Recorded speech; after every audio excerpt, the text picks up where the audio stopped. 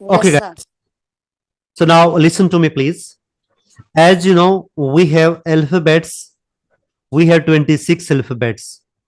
With the help of these 26 alphabets, we make words, beta. हम words बनाते हैं. With the help of words, we make sentences. हम sentence बनाते हैं, beta. So in English, we have 26 alphabets, in which 5 are vowels and 21 are consonants. With the help of these, we make words, and with the help of words, we make sentences. We can make 4 types of sentences. बेटा English के अंदर 4 तरह के sentence होते हैं. Yes, guys. All the sentences can be used for speaking, and sentence can be made only with the help of words. It means if you like to speak, you need to make sentences, and if you want to make sentences, you need words, बेटा. तो ये जो words होते हैं ये बड़ी काम की चीज होती है. ये कहां से आते हैं बेटा? जितने भी आपके वर्ड्स होते हैं वो पार्ट्स ऑफ स्पीच से आते हैं. Yes guys, in total we have 8 parts of speech. We have noun, pronoun, verb, adverb, adjective, prepositions, conjunctions and interjunctions. These are the 8 parts of speech. आपका जो भी वर्ड आएगा वो इन 8 पार्ट्स ऑफ स्पीच के अंदर से ही आएगा बच्चे. अगर आप किसी का नाम बोलते हैं, it means it is a noun. अगर आप उस नाउन को रिप्लेस करते हैं, it means you are using a pronoun. और आप एक्शन दिखाते हैं, it means you are using a verb. Yes guys, noun is a naming word. With the help of noun we can find out the name. और you can say, अगर आपके sentence के अंदर एक नेम है किसी भी चीज का, it may be name of person, name of place, name of animal, name of anything, इसका मतलब वो नाउन है बेटा. And every noun can be replaced. Yes, हम नाउन को रिप्लेस करते हैं और कर सकते हैं. किसकी हेल्प से? We can replace a noun with the help of a pronoun. So pronoun is a replacing word. वो रिप्लेसिंग वर्ड है बेटा. I, we, you, they, he, she, it. Okay, और ही, सी, इट जो होते हैं ये third person singular pronoun होते हैं मेरे बच्चे. Always remember this. और 3 नंबर पे आती है पार्ट्स ऑफ स्पीच में वर्ब. यस बच्चे, वर्ब ऐसा वर्ड होता है जिसको हम लोग सेंस ऑफ टाइम के अकॉर्डिंग किसी भी सेंटेंस के अंदर चेंज कर सकते हैं. किसी भी सेंटेंस मींस चाहे सेंटेंस आपका नेगेटिव है, चाहे सेंटेंस आपका इंटेरोगेटिव है, और चाहे सेंटेंस आपका पॉजिटिव है.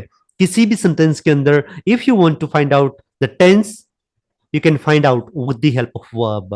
If you want to change a tense in a sentence, yes guys, आप चेंज कर सकते हैं. किसकी हेल्प से? एक वर्ब की हेल्प से आप किसी सेंटेंस के टेंस को चेंज कर सकते हैं बेटा. Yes guys, I am talking about a verb. Verb के पास पावर्स होती हैं. जैसे हमारी सिस्टर के पास पावर होती है, वो हमें रक्षाबंधन पे राखी बांधती है ना, वो हमें पावर्स देती है. तो जो ब्रदर पहले आता है उसको पहली फॉर्म, पहली वर्ब की पावर मिलती है जो वर्ब के पास पहले आता है. ओके, सो प्रेजेंट सिंपल सबसे पहले आया, इसलिए प्रेजेंट सिंपल में first form of verb use होती है. पास्ट सिंपल 2 नंबर पे आया, इसलिए पास्ट सिंपल में second form of verb use होती है बेटा. Yes, guys. In the present sense of time, we always use first form of verb. In the past sense of time, we always use second form of verb. ये चीजें सीखना, इन चीजों को जानना बड़ा ही जरूरी है. If you want to learn English, then you should know how to make sentences. And in these classes, I'm teaching you the sentence making process. I'm teaching you how to make sentences.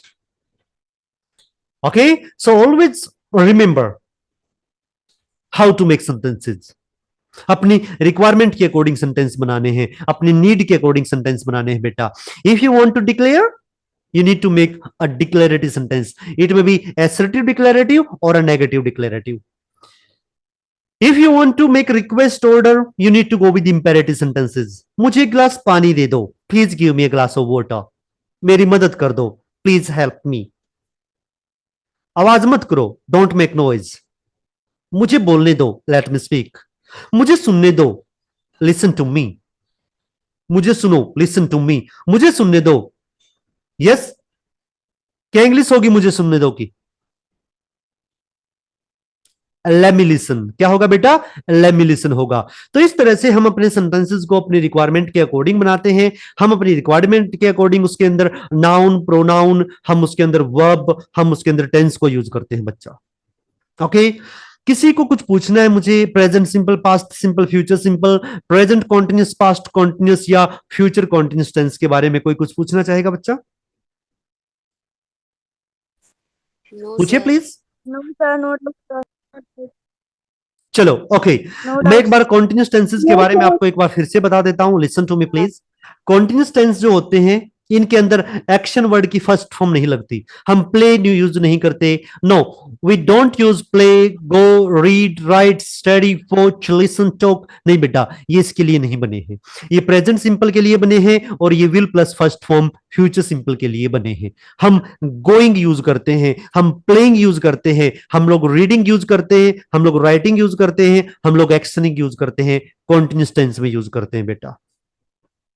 Yes guys, जब हम बोलते हैं playing, going, reading, writing, watching, listening, talking, speaking, actioning, कोई भी verb के साथ जब हम एक्शनिंग लगा देते हैं, इसका मतलब हम कॉन्टिन्यूस टेंस के बारे में बातें करने जा रहे हैं। अब अगर उस एक्शनिंग के साथ हमने ईजेएमआर लगाया है तो वो प्रेजेंट कॉन्टिन्यूस होगा, अगर हमने वोज वर लगा दिया तो वो पास्ट कॉन्टिन्यूस होगा, अगर हमने विल बी यूज लगा कर दिया बेटा तो वो फ्यूचर कॉन्टिन्यूस टेंस ही होगा। बिल्कुल सिंपल बेटा, ध्यान से सुन लो बस। Yes, guys, in present simple tense, we use first form of verb. In past simple, we use second form of verb. In future simple, we use will plus first form. In present continuous, we use ijmar actioning. In past continuous, we use were actioning. And in future continuous, we use will be actioning. Present continuous का मतलब होता है at the time of speaking what is going on. जैसे कि अब इस time क्या हो रहा है, मैं बोल रहा हूं, आई एम स्पीकिंग, आप सुन रहे हैं, यू आर लिसनिंग। वो सो रही है, सी इज स्लीपिंग। वो खेल रहा है, ही इज प्लेइंग। वो होमवर्क कर रही है, he is doing her homework. मेरी मम्मी खाना बना रही है, right now, at this moment. Now my mother is cooking food, my father is watching TV now, at this moment, now what is going on, that is the present continuous बेटा। और हम इसको confirm करने के लिए भी use करते हैं। जैसे हम कभी किसी को बोलते हैं ना, अरे मार्केट जा रहे हो ना, are you going to market, are you speaking English, are you watching TV, are you sleeping, are you reading, are you doing your homework. हम इज एम आर एक्शनिंग लगाते हैं बेटा। सेंटेंस चाहे पॉजिटिव होने दो, चाहे नेगेटिव होने दो, चाहे इंटेरोगेटिव होने दो बेटा, इज एम आर एक्शनिंग आपका प्रेजेंट कॉन्टिन्यूस टेंस को ही दिखाएगा मेरे बच्चे। अंडरस्टूड है? अगर हम इजेएमआर की जगह वोजवर लगा देते हैं ना, तो वोजवर हमारा पास्ट बन जाता है, वोजवर हमारा पास्ट कॉन्टिन्यूस बन जाता है बच्चा। पास्ट क्यों बन गया? क्योंकि इजेएमआर प्रेजेंट होती है, ये बी की फर्स्ट फॉर्म होती है। वोजवर हमें पास्ट को दिखाती हैं क्योंकि वो सेकंड फॉर्म ऑफ वर्ब होती हैं। और मैंने बताया है आप लोगों को, मयंक, हर्षिता, हिमांशु, पीयूष, वंशिका, आयुषी, मैंने बताया बेटा कि आपकी सेकंड फॉर्म हमेशा पास्ट को दिखाएगी। तो टू बी की सेकंड फॉर्म वोजवर होती है और वो हमेशा पास्ट को ही दिखाती है गाइस। समझ पा रहे हैं? बहुत सिंपल है। अगर इंग्लिश को स्टेप बाय स्टेप मेथड से सीखा जाए, अगर एक सिस्टमेटिक वे में सीखा जाए, तो इंग्लिश बड़ी ही सिंपल है। Anybody can speak in English. Yes guys, nobody is going to stop you, you can stop yourself. जब आप सीखना छोड़ देते हैं, आप अपने आप को रोक देते हैं बेटा। So don't stop yourself. Chance मिलता है, न्यूज़पेपर इंग्लिश में पढ़े, टीवी देखो इंग्लिश में देखो बेटा, अपने दोस्तों से बात करो ढेर सारी, but try to speak in English. पहले वर्ड्स की हेल्प ले सकते हैं आप, उन वर्ड्स से फिर सेंटेंस बना सकते हैं। पहले सिंपल सिंपल वर्ड्स को ले लो, हिंदी बोलो, बीच में वर्ड्स को डाल दो, फिर धीरे धीरे ज्यादा वर्ड्स यूज करने लग जाओ, फिर उनका सिस्टमेटिक वे में उनको सेंटेंसेस में यूज करने लग जाओ। पहले आप नॉर्मल सेंटेंसेस के साथ स्टार्ट कर सकते हैं, फिर आप थोड़े से बड़े सेंटेंस बना सकते हैं, फिर आप क्वेश्चन भी इंग्लिश में पूछ सकते हैं, आंसर भी दे सकते हैं, पॉजिटिव सेंटेंस भी बना सकते हैं, नेगेटिव सेंटेंस भी बना सकते हैं बच्चे। अंडरस्टूड है? फ्यूचर कॉन्टिन्यूस में क्या होगा? फ्यूचर कॉन्टिन्यूस में होगा बेटा will be actioning. Yes guys, जब हम फ्यूचर की बातें करेंगे, जब हम बातें करेंगे एक ऐसे एक्शन की जो हो रहा होगा, आई will be speaking, he will be writing, they will be playing, my father will be watching TV, my mother will be cooking food। so जब हम बात करेंगे फ्यूचर की कॉन्टिन्यूस टेंस में, हम यूज करेंगे will be प्लस एक्शनिंग। देखो बेटा, चाहे प्रेजेंट कॉन्टिन्यूस है, पास्ट कॉन्टिन्यूस है, फ्यूचर कॉन्टिन्यूस है, सभी सेंटेंसेस के अंदर, सभी तीनों टेंसेस के अंदर आपको एक्शनिंग नजर आएगा। आपको प्ले नहीं, प्लेड नहीं, प्लेड नहीं, प्लेइंग नजर आएगा बेटा।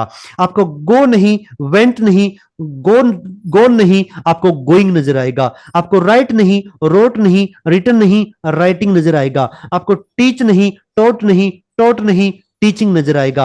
आपको डू नहीं, डिड नहीं, डन नहीं, डूइंग नजर आएगा। Yes, I am doing my homework, I was doing my homework, I will be doing my homework. आपको is am are, was were और विल बी के साथ एक्शनिंग नजर आएगा। यही है आपका कॉन्टिन्यूस। किसी भी कॉन्टिन्यूस टेंस में, चाहे वो प्रेजेंट कॉन्टिन्यूस है वंशी का, चाहे वो पास्ट कॉन्टिन्यूस है, चाहे वो फ्यूचर कॉन्टिन्यूस है, मेरे बच्चे आपको एक्शनिंग नजर आएगा। किसको ये बात समझ में आ गई? थम्स अप दे दे प्लीज।